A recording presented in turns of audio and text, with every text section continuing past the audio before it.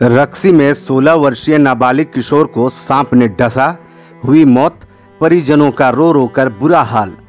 धुरकी थाना क्षेत्र के रक्सी गांव निवासी मुन्नालाल बेदिया का 16 वर्षीय नाबालिग किशोर बेटा राजू कुमार की मौत गुरुवार को सांप के डसने के बाद हो गई। नाबालिग किशोर की मौत की जानकारी देते हुए परिजनों ने बताया कि वे लोग सपरिवार रात में खाना खाने के बाद भीषण गर्मी और उमस के कारण घर के आंगन में सो रहे थे। तभी मध्य रात्रि में अचानक बादल के गर्जना और हल्का बूंदाबांदी होने के कारण वे लोग आंगन से उठकर रात्रि में ही घर के कमरे में इधर उधर जमीन पर लेटकर सो गए। इसी दौरान नींद में सबकी आंखें लग गई और रात में अंधेरे के कारण जहरीले सांप घर में घुसा और नाबालिग किशोर राजू के बाएं हाथ के उंगली पर सांप ने उक्त बच्चे को डस लिया। वहीं सांप ने जिस उंगली पर किशोर को काटा है वहां अधिक खून भी निकले हैं।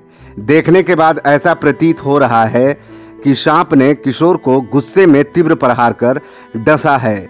वहीं उसके बाद किशोर की बिगड़ती हालत को देखकर उसके पिता और परिजन घबरा गए और उंगली से खून निकलता देखकर समझ गए कि उसके मासूम बेटे को सांप ने डस लिया है। उसके बाद परिजन अंधविश्वास के चक्कर में पड़कर झाड़ फूंक कराने लगे। तब तक किशोर के पूरे शरीर में जहरीले सांप का जहर अपना असर करना शुरू कर दिया था और झाड़ फूंक के चक्कर में देर होने से जहर ने असर किया और उसकी मौत हो गई।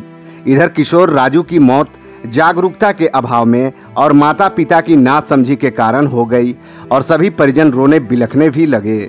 आपको बता दें, अगर मृत किशोर राजू को उसके माता पिता सांप के काटने के बाद सरकारी CHC अथवा सदर अस्पताल में भर्ती कराते तो उसका ससमय और सांप के जहर को निष्क्रिय करने के लिए इंजेक्शन पड़ने के बाद तथा इलाज होने के बाद वह ठीक हो सकता था।